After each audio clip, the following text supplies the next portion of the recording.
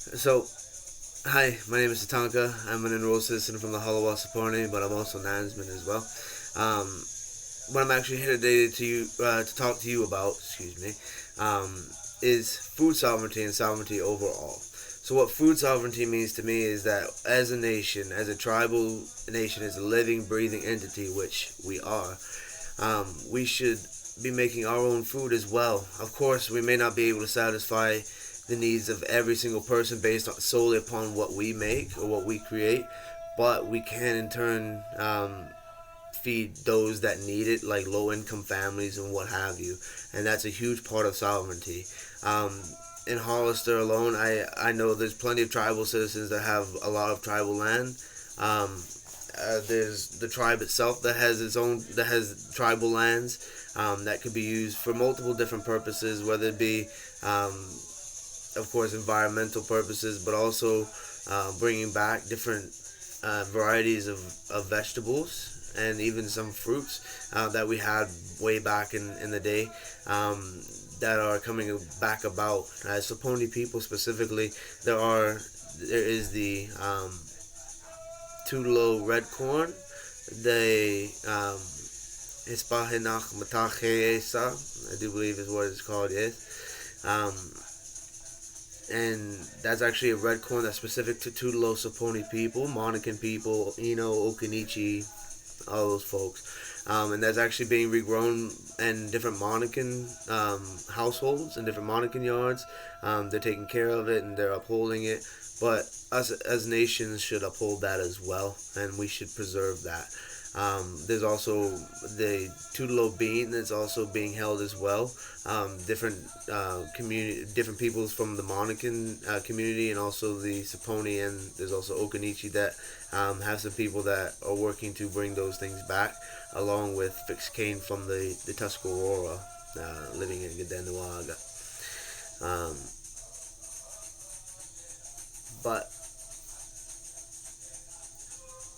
as a tribal community, we should work towards our tribal, not only tribal sovereignty through federal means, through legal means, of course, but showing that in every way possible. And one of the best ways that we can is providing for our own people. Not just looking outwards, but looking inwards as well. There's plenty of people in Hollister that could use help, that could use just extra food in their house and not have to pay for it. And every bit of money helps. So there's the two greenhouses, the two tunnels that are at the where the if I'm not mistaken, yeah, where the library is. They're being going to shambles. I mean, imagine how much food could grow out of that. I mean, whether it be even around the area, just potatoes, different fruits, tomatoes, all sorts of herbs, different vegetables. I mean, there's so many things that could be done there. Specifically for Saponi people, of course, everyone knows corn, beans, and squash. But corn, beans, squash, and tobacco were the four sisters that Saponi people had specifically, and that they come from, is what we say. Um, so looking at that, of course, tobacco being a major thing as well, and especially in the Hollister community, tobacco being a big thing being done. Even my great grandfather and my grandfather did tobacco.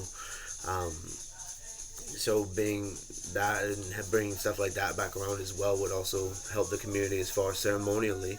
Um, there's different things that we could do as far as bringing these things back, teaching our young ones how to garden the traditional native way, which in most cases would be mounds. Of course, you put the fish underneath to help fertilize and everything like that, but teaching those young ones how to do that, teaching them um, different ways as far as like Hugo culture, looking at other cultures to help out as far as feeding our people, because food sovereignty doesn't mean getting it done specifically in a like old school native fashion. It's getting it done.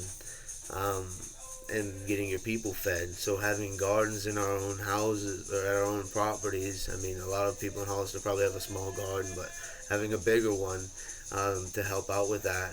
The tribe having its own gardens on the lands that we possess as a tribe, and the schools could help out with that, and it could be an extracurricular thing for the school, and it could teach them ethnobotany, regular botany. Um, different plants and things like that, and so on and so forth. But it can teach them a wide variety of different things as far as that, and in that perspective. Bring in biologists, teach them all about how plants work, what plants should go with which, how to rotate crops, how to do all those things. I know the tribal admin as of recently has really stepped up as far as the food bank is concerned, and they're getting more tribal elders and tribal people fed through the food bank, and through the meal program that they have. So that's amazing. And that, of course, is a huge priority. Feeding our elders, feeding our low income families should always be a a thing that we're doing, something that we're looking towards, and people that we're looking after. Because I mean, everyone needs help once in a while. Everyone needs help. Um, Life isn't always just ups; it's ups and downs for all of us. So, and as Native people, we know what it's like to be down. Um, and so we should help others in need when they need it. Um, but with the food bank and with the things like that, there's multiple different venues that we could look into as far as creating not only food sovereignty but also creating an income for the tribe to help the community that surrounds us as well. I know the community around us could also benefit from having more food on their tables. Who really can't benefit from that? And us as a tribe can better our relationships with the people around us, with the communities around us, with everyone around us, and in the people within our own community, by establishing food sovereignty and by establishing tribal gardens, by establishing or by getting grants for these tribal gardens, by making it a priority to make our people less um, less than, I guess, making our people better, making our people prosper, making our people grow, making it so that people my age and younger want to live and stay and grow in Hollister, and want to have a family in Hollister, and want to do all these things for their grandkids and everything like that. Um, but actually, here in just a second, we're going to be looking into some old school traditional recipes. I'm going to kind of go over them with you, talk to you about them. Also, different planting methods that could be done, different plants that would be used just besides corn, beans, and squash, different herbs, different root vegetables, so on and so forth that you would be seeing in the area, and that we as a tribal community should work towards bringing back. So now we're actually going to talk a little bit about some old school recipes, some things that probably you still make today that don't really think about being old school, if you will, and different things that may have gone by the wayside over time. There's different traditional dishes that we would have had back in the day that may have not carried on completely through the generations, or may have transformed over the generations, and turned into something else based upon what was available. But corn, bean, squash, of course, was the main things, and that's what most people familiarize as the three main staples of native diet. Which corn was a heavy thing, that was a part of just about all native diet here in the East, along with a plethora of other vegetables and fruits and different things like that. So there's corn, bean, squash, watermelon, sunflowers, Jerusalem artichokes, which I don't know why they're called Jerusalem artichokes specifically, but they're actually native here to North America, and it actually resembles a potato. So it's a tuber that actually grows in the ground, but the tops of it actually look like very similar to a sunflower. So they're very pretty while they're growing, but come September, October, when it starts getting cold before the first frost, you want to get them out of the ground. You can leave any ones that you want to keep growing for next year. You can place like smaller ones back in the ground, just place them below a certain level so they don't freeze, and continue that for next year. They'll continue to produce, they'll continue to grow and everything like that. But they're really hardy, they're really tasty, and I mean they're easy to grow. I love them. and they're of course easy to pull up. If you have kids, smaller kids especially, will have fun just digging through the ground to find them. I know I have a good time with it. But we have Jerusalem artichokes. There's different kinds of squashes. There's different kinds of gourds that we'd be using, not so much to eat out, not so much to eat, but to eat out of or to drink out of, and to use in that fashion to make rattles and different things like that. And even masks back in the day, there were gourd masks that were made back in the day by Saponi people, and also, to my knowledge, Nansman people wore them in some fashions as well. Um, but corned beans, squash, watermelon, sunflowers, Jerusalem artichokes. There's different kinds of watermelon, by the way, just depending on where you are. The Cherokees have their own, I think it's called stargazer melons. But there's different varieties of watermelons that would be used and that would be had, but they're pretty decent. They're pretty good. There are still heirloom varieties that have just transcended the time and that are still around in today's times. So that's pretty good that we're still having these fruits and these vegetables that are still here. That enough people took interest in them, to where they're still here and they're actually making a comeback now. But like I said, all those, and then there's different things like there's pepper seed, there's wild garlic, wild onions. There's all kinds of little things like that. There's peppermint. There's different. Well, actually, there's different kinds of mint, not just peppermint. Sweet mint, spearmint, peppermint. I mean, there's all sorts of stuff like that. There would be grapes growing back in the day, which even specifically in the Hollister area, if I'm not mistaken, back in the day, Medoc Mountain actually had grapes on it pretty heavily. And if I'm not mistaken, Medoc is actually where it comes from. Is actually has to do with winemaking in like Italy or Spain, something like that. So yeah, so there are actually grapes and everything growing there. Use it to make wines or whatever else. I mean, of course, nowadays use it to make wines. Back in the day, just ate them as is. Alcohol drinking, I mean, really wasn't a thing for us back in the days. But to each their own these days, right? Now, as far as like other things like that, of course, mixing these things can, of course, create a huge variety of wonderful meals. Not to mention the game animals and the fish and everything like that, seafood, clams, oysters, all that stuff, to mix along with it. But in most cases, what you would find with cooking, especially back in the day, is that something would be roasted, like a turkey would be roasted, and then everything from left over from that would go into a soup. So all the bones and everything like that would go into a bigger pot and made into a soup. A bunch of vegetables would go into it, and it would continue like that. So leftovers was a thing back then. Eating was a little bit different. In most cases, you'd find, depending on where you are and depending on the tribal community, you're eating more than, of course, the 3 times a day that you find nowadays. That's actually an English custom, and it actually comes from rationing food. So that wouldn't be something that you would find in most Native communities unless times were hard. But even when times were hard, supplementing something for something else takes care of that. There was enough fish in the rivers. There was enough fish in the oceans. There was enough. I mean, everything like that to where, I mean, you didn't go hungry if you didn't have to. Everything was so abundant here in the East. It's really hard not to make a living where we are. So fishing and things like that were definitely heavy.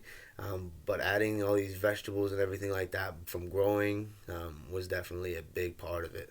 Us as indigenous people here in the East, we are farmers.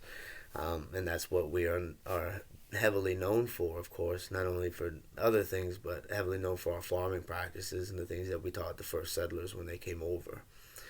So, with those practices, it helped them to, of course, survive and what brought us into this day and age now.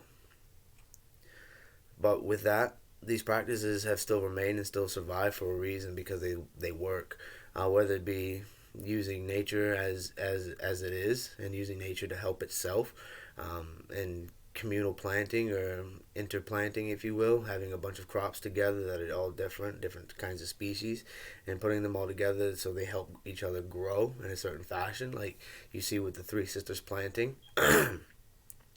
But also using the things that are around us: blueberries, blackberries, strawberries. I mean, all kinds of different berries, and even like honeysuckles and things like that. So utilizing just about everything. Some tribes used honey, but to my knowledge, it's not exactly the biggest thing. But honey was used back in the day. Um, Maple syrup, maple sugar. There are maple trees in the South, and they're not exactly the best tapping, but there's also the ability to trade for it back in the day. If you figure our trade routes are going anywhere from the middle of the country all the way down to Florida. I mean, all the way up to truthfully Nova Scotia if we really wanted to, but at least all the way up to New York and into Canada, parts of Canada. So we had the ability to get a variety of different things if we needed to, including maple sugar, maple syrup, and that's what also brought the ability to send out our products as well, if you will, or create that trade network, if you will, getting different shells that we have in the southeast up to the northeast and utilizing them up there and trading for things that they have there. But some things that have transferred and transcended the times. My grandmother's actually in that picture right there, Louise Richardson, and she's a person who I look up to very heavily, just in a native aspect, of course, because she is my grandmother, my maternal grandmother, and we are matrilineal people. But because of the things that she's held on to as well, she told me from a very young age to be proud of who I am, be proud of the tribe that I come from, and to do what I can from my people as well. But she also did a variety of things in the house, cooking growing up, that she didn't really, or that I didn't really realize at a young age, but was something that she had kept going forever. And that had kind of been passed down. So she made something called hoe cakes, and they were actually made from like flour, and it looked like a small fry bread almost, if you will. But they're like traveling cakes, and they actually originate. Settlers came over here and they started calling them hoe cakes and brought their own versions of them using flour and stuff like that. But our original versions is just corn cakes. So it's just cornmeal, corn flour, and a little bit of water and all that good stuff, and some oil. And you do all that, and you put it on a fryer, and it makes these not hard, but it can make like cookies. It can make harder cakes if you want to travel with them to eat like on the road, so they don't mold up or anything like that. Take all the moisture out of them. But she was making those just about my whole life, and made those all through my growing up, and just stopped really making those a few years ago, when she got older. As she got older. But that's something that I remember, and of course, different vegetables that we always had, and different meats that we always had growing up, whether it be turkey or anything like that. We'd either have it like as is, whether it be like in the oven or it'd be in a soup. So different soups and different vegetables, corn, beans, different kinds of beans. Sometimes squashes would be out depending on what's going on.